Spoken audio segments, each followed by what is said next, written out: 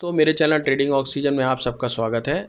आज हम लोग पब्लिक सेक्टर की एनबीएफसी आरईसी के बारे में डिस्कस करेंगे। उसका मेन रीज़न ये है कि यूबीएस ग्लोबल रिसर्च ने इसमें बाय कॉल की रेटिंग दी है। करेंटली उन्होंने बोला है कि इसका जो प्राइस है 720 तक जा सकता है। अभी इसका प्राइस वेडनेसडे क्लोजिंग तक 525 के आसपास चल रहा था। 33% अपसाइड की उन्होंने उम्मीद की है। अब हम ये डिस्कस करेंगे इसके मेन रीज़न क्या है। दूसरा, हम कंपनी की बैलेंस शीट पे डिस्कस करेंगे। इसके अलावा हम कंपनी के टेक्निकल चेक करेंगे।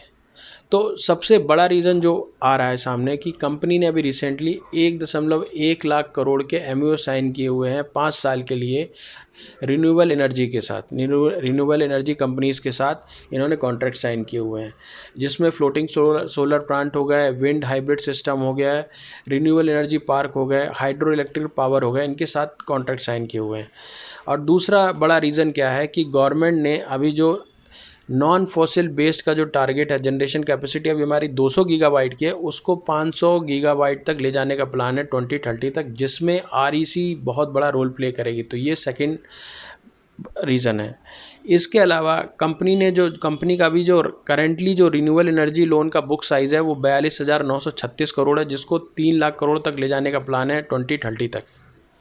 अभी उनका जो टोटल रिन्यूएबल एनर्जी का शेयर है जो लोन देते हैं वो 8% देते हैं, जिसको 30% तक अपनी बुक में ले जाने का प्लान है।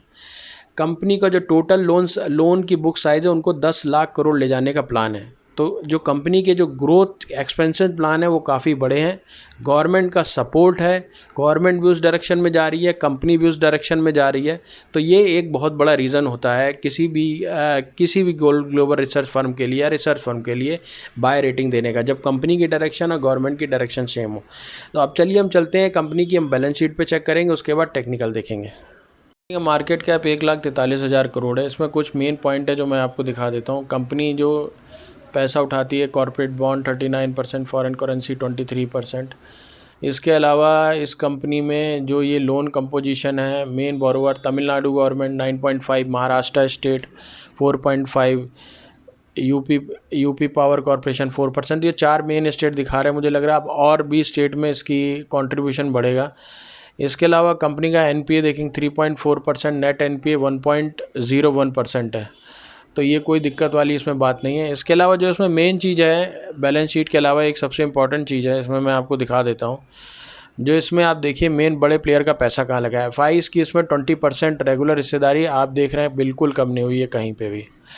और डीआईज़ की भी हिस्सेदारी यहाँ थोड़ी सी कम हुई है, डीआईज़ की भी 14.68 है। तो मतलब 34% बड़े प्लेयर का इसमें पैसा लगा हुआ है। तो ये सारी चीज़ें काफ़ी इंपॉर्टेंट हो जाती हैं। और इसके अलावा अगर हम कंपनी का चार्ट देखेंगे, आप यहाँ पे अगर कंपनी का चार्ट देखेंगे तो कंपनी का चार्ट तो अभी जो दिखा रहा है वो दिखा रहा है कंपनी डाउनवर्ड डायरेक्शन में। तो एक बार जब ये आपका अगर ये मूविंग एवरेज ये 50 क्रॉस हो जाता है तो उसके बाद आप बाइंग के बारे में सोच सकते हैं। बाकी इन्वेस्ट करने से पहले अपने एडवाइज़र से राय ले लें।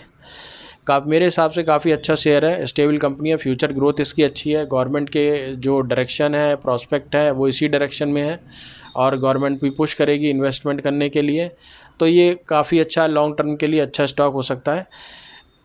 इसके अलावा और कोई आपको इसके शेयर के बारे में जानकारी चाहिए तो प्लीज़ मेरे को कमेंट करें, मैं आपको 100% रिवर्ट करूँगा। और किसी भी स्टॉक में आपको एनालिसिस करना है